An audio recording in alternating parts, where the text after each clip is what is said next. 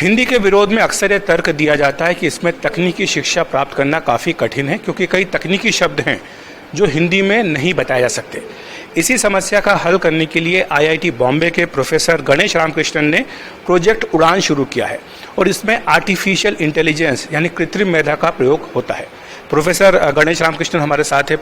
इसमें क्या सोच है, क्योंकि बहुत मुश्किल होता है और अभी हाल में जब देखा कि एमबीबीएस की पढ़ाई हिंदी में करने की बात हुई तो ये विरोध किया गया कि कई सारे तकनीकी शब्द हैं जिनका आप हिंदी में प्रयोग कर ही नहीं सकते, ना समझ सकते हैं। नमस्ते, इस प्रश्न के लिए धन्यवाद। हमारा ये प्रयोग रहा है कि भारतीय भाषाओं के साथ साथ इंग्लिश भी उपलब्ध करवाएं। जैसे अनुवाद में आपको ब्रैकेट में इंग्लिश शब्द भी मिलेगा, उसके अनुवाद के साथ। तो अपनी भाषा, जैसे कोई उदाहरण देके बताएं तो।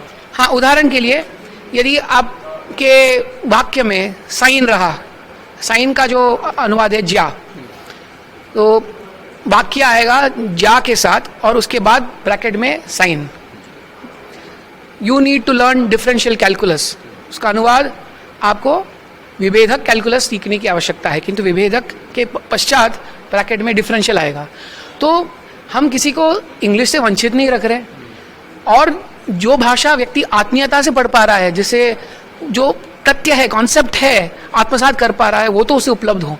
तो दोनों भाषाएं, और हमेशा क्षमता सबकी रहती है मल्टीपल भाषाओं में ऑपरेट करने की। कॉन्सेप्ट भाषा से परे है, ये समझना। किस फॉर्म में, कोई ऐप है ये जो सबको बहुत आसानी से उपलब्ध है? तो हमारा प्रोजेक्ट उड़ान करके पोर्टल है, udanproject.org, और उसमें जाके कोई भी लॉगिन क्रिएट कर सकता है, अपलोड कर सकता है पीडीएफ डॉक्यूमेंट, अपने जो शब्दकोश है उनका चयन कर सकता है कि कौन कौन से शब्दकोश चाहिए, और उसको जो आउटपुट मिलेगा वो एक एडिटर के रूप में मिलेगा, जिसपे सोर्स रहेगा, सोर्स डॉक्यूमेंट। वो OCR करते हैं, ऑप्टिकल कैरेक्टर रिकग्निशन करते हैं, जिससे आप जब एडिट कर रहे हैं टारगेट ट्रांसलेशन जो हम प्रोवाइड कर रहे हैं, तो आपको सोर्स कौन सा वाक्य है वो भी देखना सुलभ रहेगा।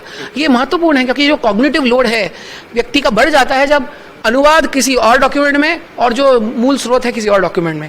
और इस पूरे प्रकल्प के लिए एक्चुअली हमें बेस्ट पेपर अवार्ड मिला हाल ही में। तो ये कॉग्निटिव लोड कम करने से 10 गुना अधिक गति मिल सकती है। तो इसको आगे किस तरह से क्या इस पे बढ़ावा दिया जा रहा है? इसका सरकार की ओर से कुछ अन्य परियोजनाओं में भी इसको अडॉप्ट किया गया है? हाँ, तो जब हम मिले थे माननीय शिक्षा मंत्री धर्मेंद्र प्रधान जी से, उसके पश्चात डॉक्टर राजीव चंद्रशेखर जो अब IT के मिनिस्टर हैं, तो उनके प्रोत्साहन से AICTE और अन्य राजभाषा डिविजन्स ने इनका भव्य स्तर पर प्रयोग करना आरंभ कर दिया है।